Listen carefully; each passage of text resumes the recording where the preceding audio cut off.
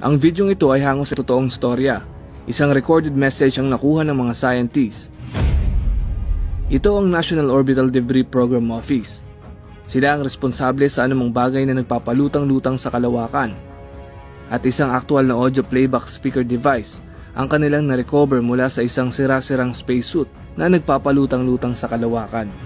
Nagtulong-tulong ang mga scientists, spacesuit engineers, language experts, historians, and technologies para ma-recover at mapag-aralan ng maayos ang kanilang nakuha.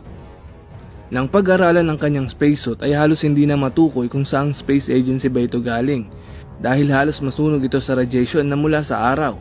Ang bangkay naman ay hindi na rin matukoy. Nilalaman ng audio recording ang mensahe ng isang astronaut na nawalan ng kontrol at nagpapalutang-lutang sa kalawakan. At isinalin ko ito sa Tagalog upang mas madaling niyong maintindihan. Ito ang mga sinasabi sa recording. Hindi ko sigurado kung ilang araw na akong nagpapalutang-lutang sa kalawakan. Halos wala na rin akong maramdaman.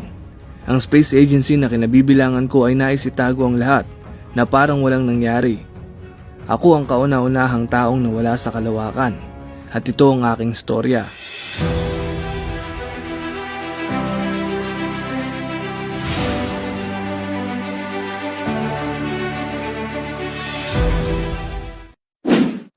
Sa mga oras na ito ay unti-unti na akong nakakaramdam ng gutom. Ang katawan ko ay nagsisimula na ring manlamig.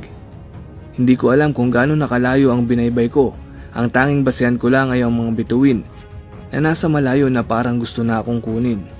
Ang komunikasyon ko dyan sa lupa ay naputol na at hindi ko sigurado kung gaano pa magtatagal ang aking oxygen supply.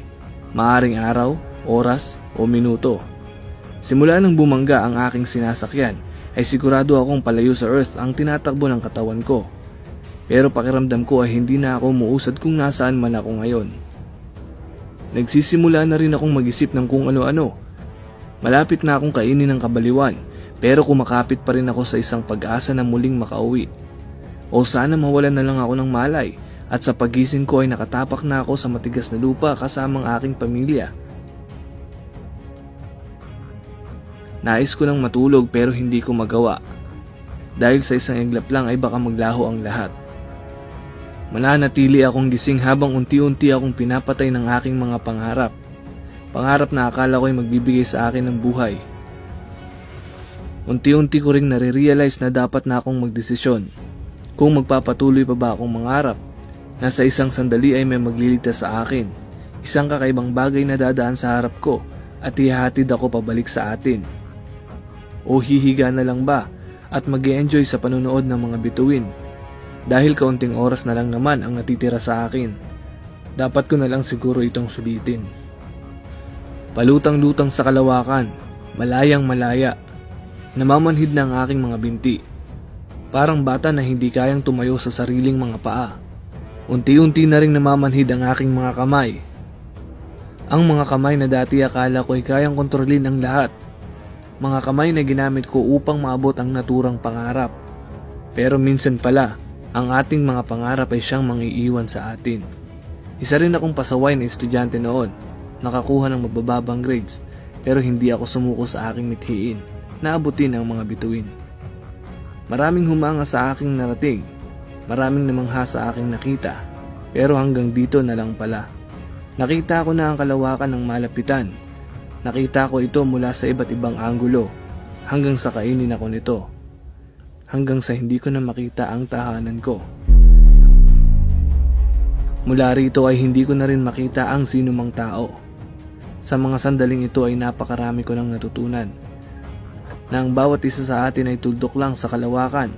Wala ning isa ang maaaring magmalaki. Mula sa pagiging presidente, leader ng isang kumpanya, bata, matanda, ang lahat ng yan ay maliit na bagay lamang. Hindi ko kayo makita mula rito. Nakakalimutan natin na galing tayo sa alabok at sa alabok din tayo babalik. Karamihan sa mga kabataan ngayon ay puro galit at kalungkutan ang nararamdaman. Ang kalawakan ay marahil tinatawanan tayo dahil akala natin alam na natin ang lahat. Pero wala tayong alam sa kahit anong bagay. Mula sa mga ninuno natin na nakatuklas sa iba't ibang lugar na inaabuso natin ngayon, hanggang sa mga susunod na planeta na nag-aantay sa atin. hanggang sa susunod na buhay at panahon. Mula pagkabata, mag-aaral, mangangarap, at higit sa lahat, handang sumugal para sa mga pangarap na ito. Mapanganib, pero ito ang pinakasukdulan at pinakamasayang bagay na maaaring maabot ng tao. Ang mabuhay ng may takot sa isang bagay na magbibigay sa iyo ng sapat na dahilan para mabuhay. Hindi ko alam, pero ano pa ba ang hindi kayang ibigay sa iyo kung ibibigay mo ang lahat ng makakaya mo para makuha ang gusto mo? Kayamanan, kaalaman, mga ari-arian, ang lahat ng yan ay hindi mo madadala sa kalawakan. Ang palaguin mo ay yung spiritual na pananampalataya sa may kapal, dahil kaya ka nitong bigyan ng kapayapaan kahit nasa bingit na ng kamatayan. Ako ay mamamatay dahil sa pag-abot sa aking mga pangarap, at ayoko rin namang mamatay sa ibang paraan. Kung mayroon man akong huling kahilingan ay hindi ito para sa akin, para ito sa mga susunod na henerasyon, na sana maramdaman nila ang nararamdaman ko, na sana kahit nasa bingit na ng kamatayan ay nagagawa pa rin magpatuloy at mangarap. Pangarap na magdadala sa iyo sa liwanag, pangarap na magpapakita sa iyo na ang langit ay ang bagong tahanan. Ang problema natin sa kasalukuyan ay pagiging makasarili. Marami sa atin ang nais mapag-isa, mangarap mag-isa, at resolbahin ang problema mag-isa. Hindi natin nakikita ang halaga ng balikat ng ating mga kaibigan at pamilya. Kapag napagod ang ating mga kamay at paa sa paggawa sa ating pangarap, ay maaari kang sumandal sa balikat ng isang taong espesyal sa iyo. Dahil ang mga tao ay dapat mabuhay ng sama-sama, kung hindi naman ay mamamatay ng sama-sama. Hindi ko alam kung gaano pa magtatagal ang spacesuit na gamit ko. Hindi ko rin alam kung maririnig ba ng sino man ang recording na ito. Alin man sa dalawang ito ay okay lang ako. Pero kung may tao mang makahanap sa katawan ko, gusto kong iparating sa inyo na masaya ako sa mga oras na ginagawa ko ang mga bagay na ito. Naging maganda ang buhay ko. Isang manlalakbay na nangarap makapunta at mamatay sa kalawakan. Kung sakaling makarating sa inyo ito, nais kong sabihin sa inyo na patuloy kayong mangarap, patuloy kayong maging liwanag para sa ibang tao, patuloy niyong bigyan ng tulong ang mga nangangailangan. Huwag kayong susuko sa mga mabababaw na dahilan. Huwag kayong susuko hanggang sa kamatayan.